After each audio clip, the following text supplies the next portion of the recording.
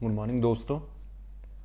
आज हम बात करेंगे इंग्लिश सब्जेक्ट में जो सीजीएल का एग्ज़ाम में होता है उसमें कैसे हम टॉपर्स की तरह स्कोर करें। How to score more than 190 marks in the SSC CGL tier 2। और इस वीडियो के थ्रू आपको टीयर 1 में भी हेल्प मिलेगी। बेसिकली दोनों टीयर को इंक्लूड करता है, पर मैंने पर्टिकुलरली जो टीयर 2 का पेपर लिया है और उसको एनालाइज करा है, तो टीयर 2 के हिसाब से आपको ज़्यादा हेल्प मिलेगी। ठीक है, जो टीयर 2 का एग्ज़ाम होता है 200 मार्क्स का होता है ना, उसको मैंने ब्रेक डाउन करा, उसके हर टॉपिक को मैंने ब्रेक डाउन करा, कौन सा टॉपिक कितने मार्क्स का आता है और कौन से टॉपिक की कितनी वेटेज है। तो आपको बहुत हेल्प मिलेगी इस वीडियो के थ्रू। इस वीडियो को पूरा देखना और ये आपके इंग्लिश वाले एग्ज़ाम में अच्छे से अच्छा स्कोर करने में बहुत हेल्प करेगी ये वीडियो। मैंने इंग्लिश टीयर 2 का जो 200 नंबर का क्वेश्चन होता है ना, उसको बिल्कुल बेसिक तरीके से मैंने एनालाइज करा है और मैंने ब्रेक डाउन भी करा उस पेपर को। चलो आगे चलते हैं। देखो, इंग्लिश टीयर 2 में 200 क्वेश्चन होते हैं, ये बेसिक चीज़ है, 2 घंटे में पूछ ही जाते हैं। आपको 200 क्वेश्चन 2 घंटे में करने होते हैं, तो इसका मतलब है कि आपकी स्पीड बहुत ज़्यादा होनी चाहिए। स्पीड मैटर करती है, क्योंकि 200 क्वेश्चन 2 घंटे में करना, जिसकी प्रैक्टिस अच्छी है ना वही कर पाएगा। टोटल मार्क्स भी 200 के होते हैं, 200 क्वेश्चन आते हैं, एक एक नंबर का एक क्वेश्चन होता है। 1 question carry 1 mark, negative marking is there. और नेगेटिव मार्किंग क्या होती है? 0.25 मार्क्स एक क्वेश्चन गलत होने पे। ठीक है, यानी 4 क्वेश्चन गलत होने पे 1 नंबर कट जाएगा। इसका मतलब है 4 wrong question is equal to 1 right question. ठीक है, ऐसे आपके मार्क्स कट जाएंगे। ये हमने एक सिंपल ब्रेक डाउन कर दिया। अब हम क्या करते हैं ना, जो इंग्लिश का क्वेश्चन पेपर है उसको पूरा ब्रेक डाउन करते हैं डिफरेंट टॉपिक्स में, कि कौन कौन से टॉपिक्स आते हैं और कौन कौन से टॉपिक कितने मार्क्स के आते हैं। तो इसीलिए मैंने सीजीएल 2018 का 13 सितंबर वाला पेपर उठाया। ठीक है, मैंने सीजीएल 18 का, मेरा जो एग्ज़ाम था वो 12 सितंबर को था, पर मैंने 13 सितंबर वाला उठाया क्योंकि टफ भी था। देखते हैं उस पेपर को। ठीक है, ये टॉपिक्स पूछे गए थे और जो टॉपिक्स होते हैं ना इंग्लिश के एग्ज़ाम में वो सेम होते हैं टीयर 1 और टीयर 2 में। इसका मतलब ये है कि टीयर 1 और टीयर 2 का सिलेबस सेम है। वही टॉपिक्स जो तुम्हें टीयर 1 के लिए प्रिपेयर करने हैं वही टीयर 2 के लिए करने हैं। तो ये वीडियो दोनों के लिए है बेसिकली। देखो, ये टीयर 2 के ये इंग्लिश के टॉपिक्स हैं: sentence improvement, error spotting, reading comprehension, cloze test. ये क्लोज टेस्ट को मैंने ब्रैकेट में लिखा, जो लोग अगर नहीं समझ पाते ना, passage with fill in the blanks समझ लो इसे। ठीक है, आपको एक पैसेज मिलेगा और उसमें ब्लैंक्स मिलेंगे। एक तो रीडिंग कॉम्प्रिहेंशन क्या होता है, आपको पूरा एक पैसेज मिलेगा, नीचे क्वेश्चंस गिवन होते हैं, उनको आपको पैसेज पढ़ के देना पड़ेगा आंसर। और जो क्लोज टेस्ट होते हैं ना, उसमें आपको पैसेज के अंदर ही फिल इन द ब्लैंक्स होते हैं। ये बहुत टफ होते हैं क्लोज टेस्ट।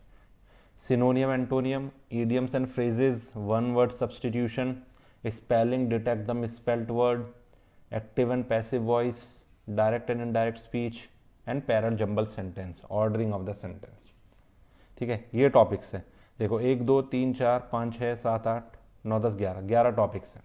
ठीक है, अब आगे चलते हैं, इसको ब्रेक डाउन करते हैं। कौन सा, ये मैंने पूरा पेपर एनालाइज किया था ना, उसके बाद मैं बताता हूँ कौन से क्वेश्चन, कौन सा टॉपिक कितने क्वेश्चन का था, कितने मार्क्स का था, सेम ही बात है। देखो, वेटेज ऑफ मार्क्स देखते हैं। सेंटेंस इंप्रूवमेंट के 22 क्वेश्चन आए थे, एरर स्पॉटिंग के 20 क्वेश्चन आए थे, रीडिंग कॉम्प्रिहेंशन पैसेज 25-30 क्वेश्चन आए थे, उसी के साथ क्लोज टेस्ट 25 क्वेश्चन। तो तुम्हारा रीडिंग कॉम्प्रिहेंशन और क्लोज टेस्ट के अकेले के 55 क्वेश्चन आते हैं। ठीक है, सिनोनियम एंटोनियम के 6 क्वेश्चन आए थे।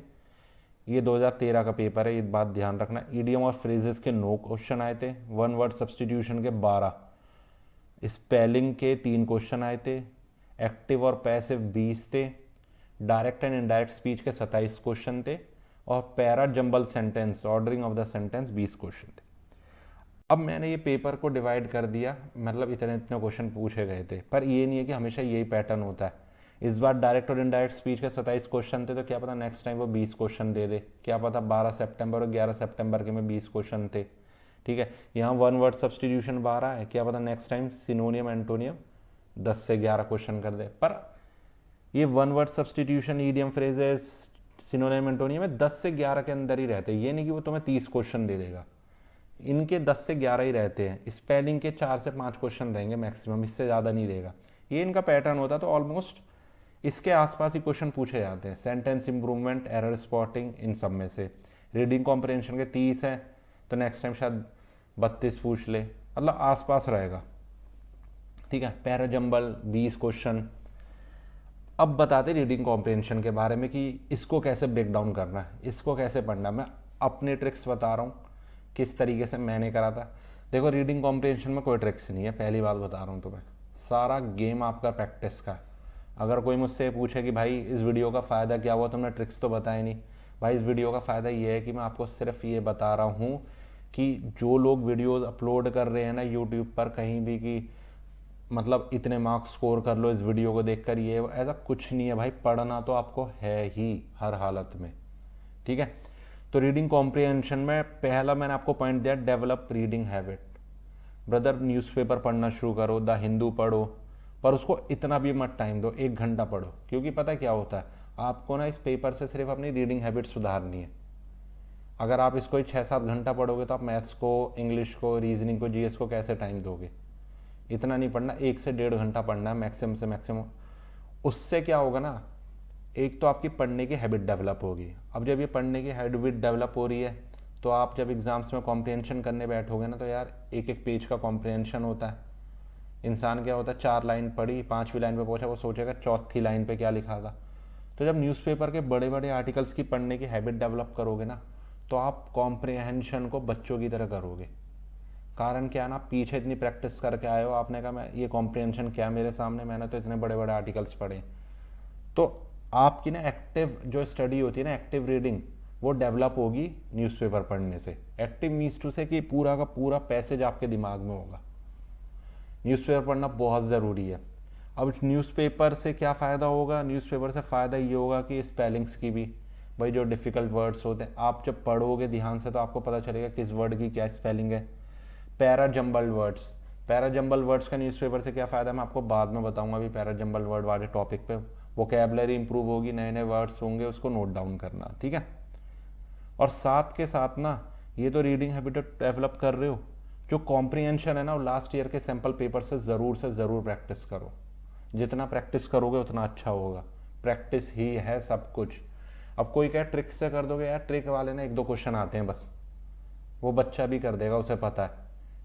ट्रिक वाले क्वेश्चन में तुम्हें क्या बताऊँ, वो कॉम्प्रिहेंशन दे दिया तुमने, उसमें बता दिया इस वर्ड का एग्जैक्ट मीनिंग क्या होगा, तुम उस वर्ड को ढूंढ लोगे कॉम्प्रिहेंशन में और बता दोगे।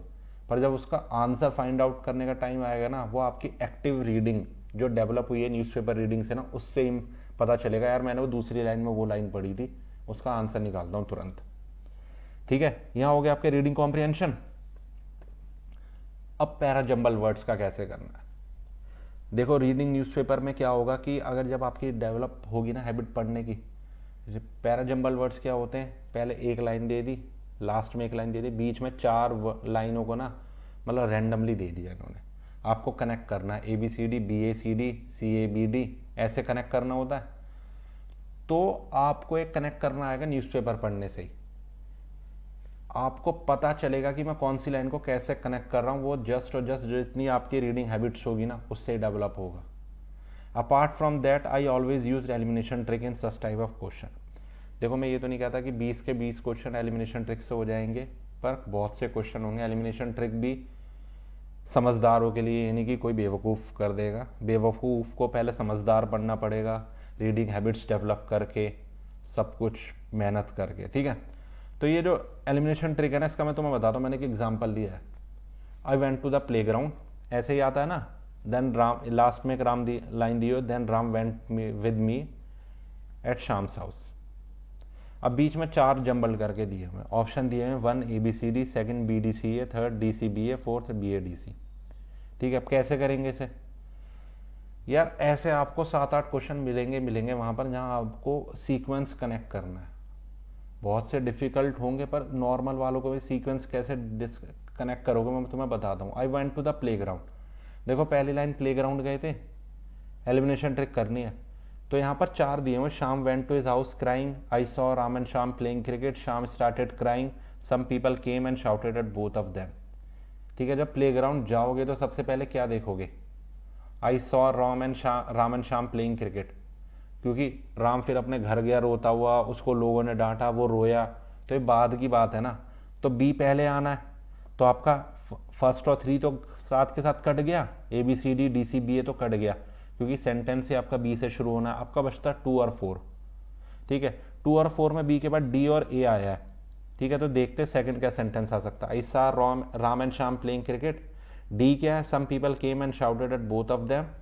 और ए क्या है, Shyam went to his house crime, ठीक है। तो कॉमन सी बात है यार, जब उन दोनों को डांटा होगा जब ही शाम गया होगा रोने, ठीक है। मैं कनेक्ट करना सिखा रहा हूँ, तो ऑब्वियस सी बात है ए तो आएगा नहीं, फोर्थ वन होगा नहीं, ठीक है। तो आपका दो आ गया आंसर, ठीक है। ये एलिमिनेशन ट्रिक है, और इसे भी मैंने पहले कहा था समझदार ही कर पाएगा, जिसकी पहले से प्रैक्टिस थोड़ी बहुत सही होगी, ठीक है। तो एलिमिनेशन ट्रिक आपको बहुत हेल्प करेगी, ध्यान रखना।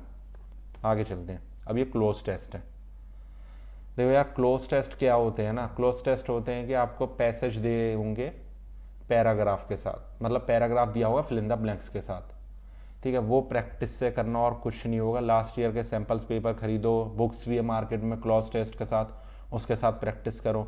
मेरे खुद के अपने दोस्त थे, मैं आपको बताऊं, गवर्नमेंट स्कूल से पास आउट थे, मतलब इंग्लिश की इतनी नॉलेज नहीं थी, पर रात दिन मेहनत कर करके ना, रात दिन मेहनत कर करके आज दिल्ली में सब इंस्पेक्टर है, कोई इंस्पेक्टर है। वो इसी वजह से कि उन लोगों ने मेहनत करी, शॉर्टकट कुछ भी नहीं था। तो क्लोज टेस्ट आपको न्यूज़पेपर रीडिंग, लास्ट ईयर के सैम्पल पेपर्स, इन सब से प्रैक्टिस करने के बाद आपका बहुत इंप्रूव होगा। अब ये सारी चीज़ें, active passive, direct and indirect speech, sentence improvement, error detection, vocabulary, देखो इनकी मैंने अपनी पुरानी वाली वीडियो में ना सारी बुक्स बताई हुई हैं, उन बुक्स से पढ़ना है आपको। और कुछ वीडियोस मैं भी स्टार्ट करने वाला हूँ, जैसे मैं आर्टिकल शुरू करूँगा, फिर नाउन शुरू करूँगा, इंग्लिश में कंप्लीट कराऊँगा अपने चैनल पे, ठीक है। तो आप मेरे से भी देख सकते हो। बाकी बुक्स भी मैंने आपको मेंशन करी है, आपको वहाँ से करनी पड़ेगी ये सब चीज़ें। Last but not the least, only hard work and practice can make you successful in this tough journey. So start working hard because luck favours those who work hard. तो भाई मेहनत और प्रैक्टिस ही आपको सक्सेसफुल बना पाएगी इस tough journey पे। इसलिए अभी से मेहनत करना शुरू करो, बिकॉज किस्मत भी उन्हीं का साथ देती है जो मेहनत करते हैं, ठीक है। ये सब स्ट्रेटेजी अपनाओ। स्ट्रेटेजी क्या है यार, ये गाइडेंस ही है। देखो स्ट्रेटेजी कुछ नहीं होती, जब तुम पढ़ना शुरू करोगे ना, तुम अपनी स्ट्रेटेजी डेवलप करनी शुरू कर लोगे, ठीक है। तुम खुद एक स्ट्रेटेजी मेकर बन जाओगे, पर उसके लिए मेहनत तो शुरू करो, मेहनत शुरू करो, प्रैक्टिस करो, गाइडेंस लेते रहो। मेरी वीडियो भी है और भी यूट्यूब पे वीडियोस हैं, वो आपको सिर्फ गाइडेंस देंगे। कोई आपके सर पे हाथ रख के आपको एक ऐसी पावर नहीं दे देगा कि आप एकदम से 1 घंटे में इंग्लिश के विद्वान बन जाओगे। मेहनत करनी पड़ेगी, आपको तरीके बताएंगे लोग मेहनत करने का, गाइडेंस देंगे, और उन्हीं में से एक मैं हूँ जो वह वीडियो बना रहा हूँ, ठीक है। तो आज के लिए इतना, नेक्स्ट वीडियो के साथ आता हूँ मैं। जब तक के लिए थैंक यू, गुड बाय।